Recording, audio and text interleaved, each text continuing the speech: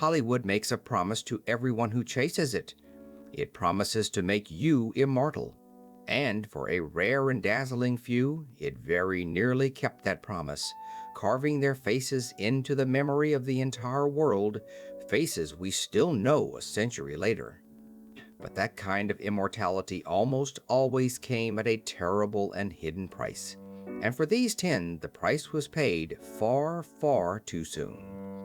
Some were taken by sudden illness, some by violent accident, some by the very machine that had made them famous, and some by mysteries that have never once been solved.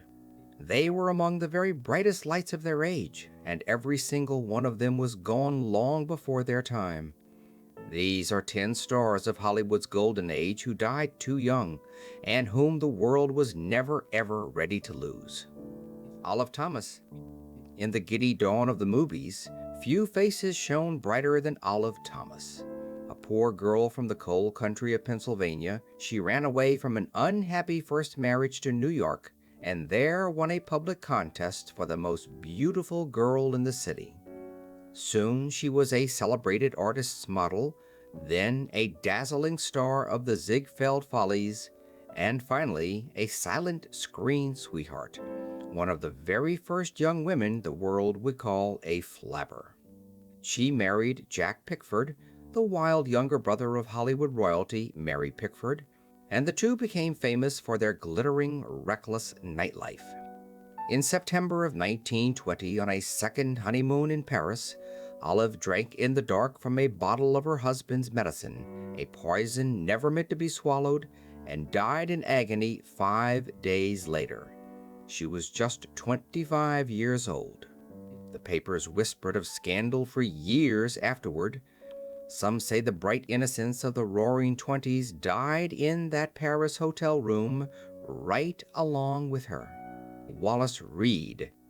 He was the clean-cut idol of early Hollywood, hailed across the nation as the screen's most perfect lover, a handsome, athletic-leading man adored by millions in a string of popular racing car pictures.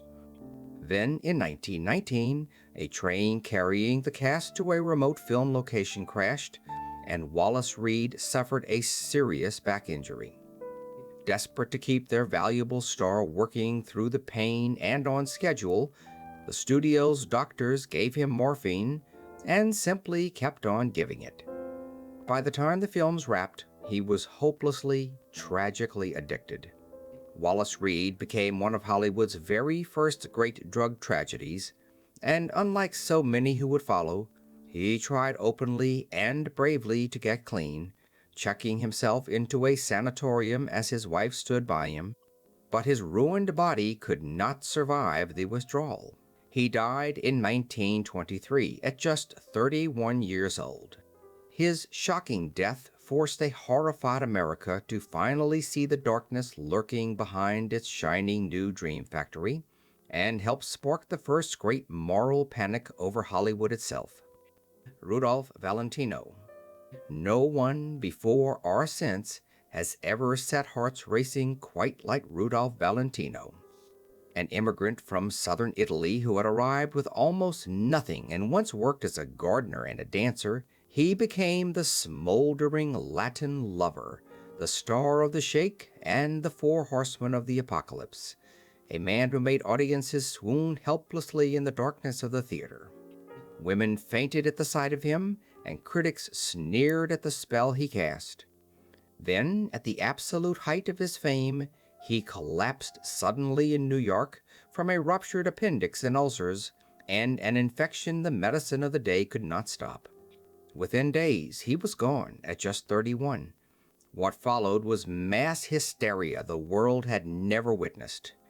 More than 100,000 grieving mourners flooded the streets outside the funeral home, riots broke out, windows were shattered, and it was reported that a few heartbroken fans took their own lives.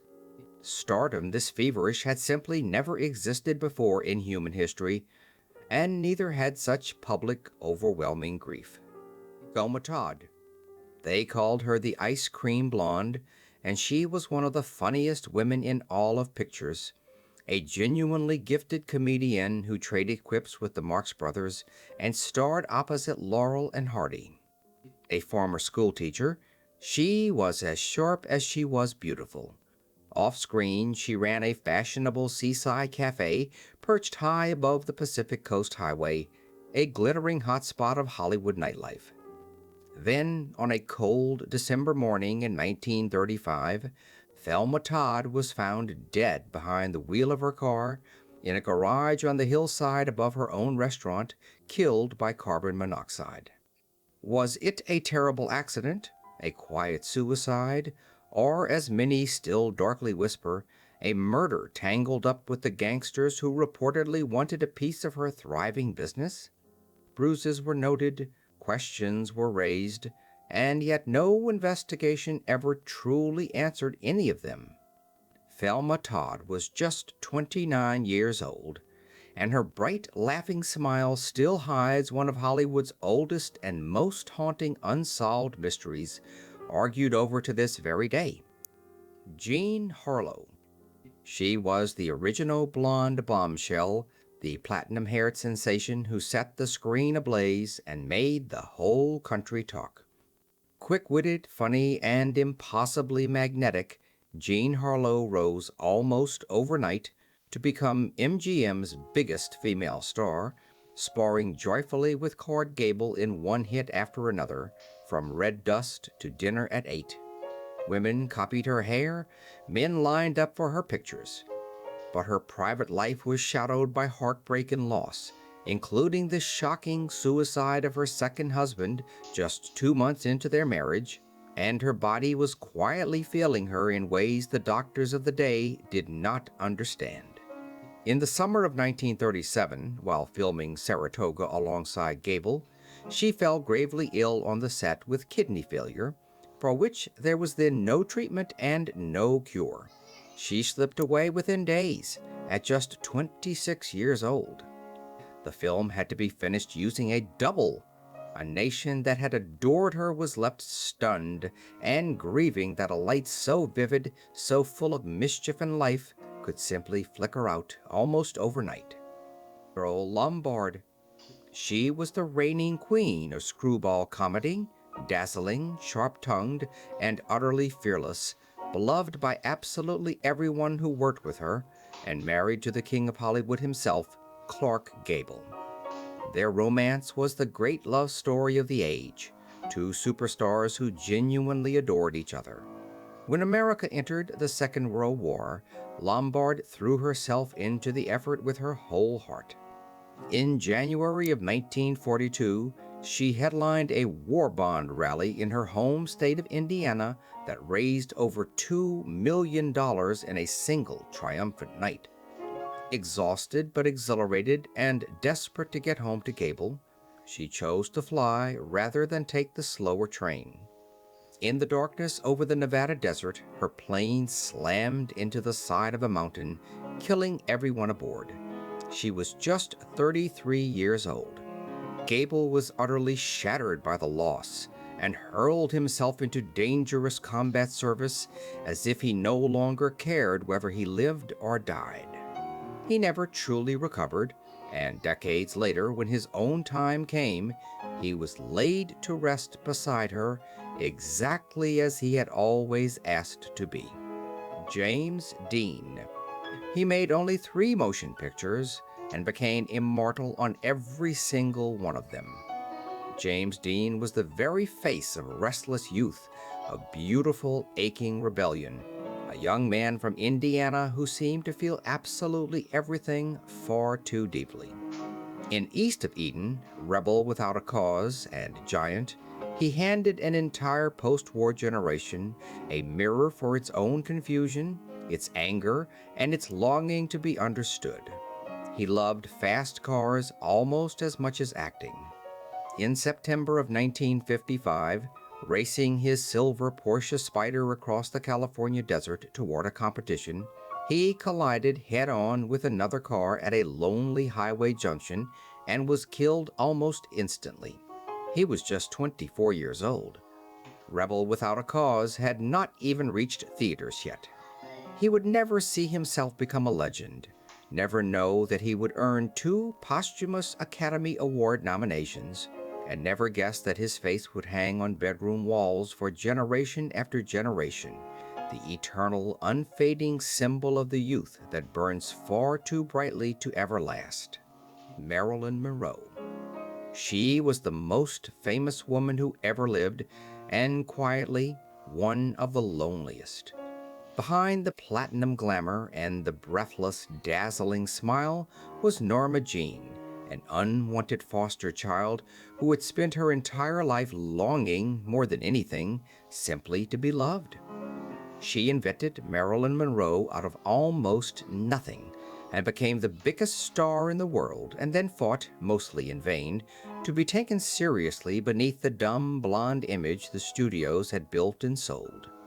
Married and divorced, adored and mocked in the very same breath, she battled crippling insomnia, anxiety, and a deepening dependence on the pills that got her through each day and night. In August of 1962, Marilyn Monroe was found dead in her modest Los Angeles home of a barbiturate overdose, alone at just 36 years old, in the first house she had ever owned by herself. The world that had taken so very much from her wept as though it had lost its own daughter.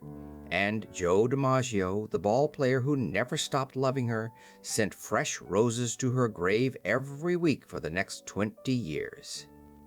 Montgomery Clift. He was one of the greatest and most sensitive actors of his entire generation, a searching, soulful star who helped invent a raw, vulnerable new kind of screen, acting in films like A Place in the Sun and From Here to Eternity. Adored by millions and by his devoted close friend Elizabeth Taylor, he seemed to have everything ahead of him. Then, in 1956, driving home late from a party at Taylor's house, Montgomery Clift lost control of his car and smashed head-on into a telephone pole, shattering his handsome face.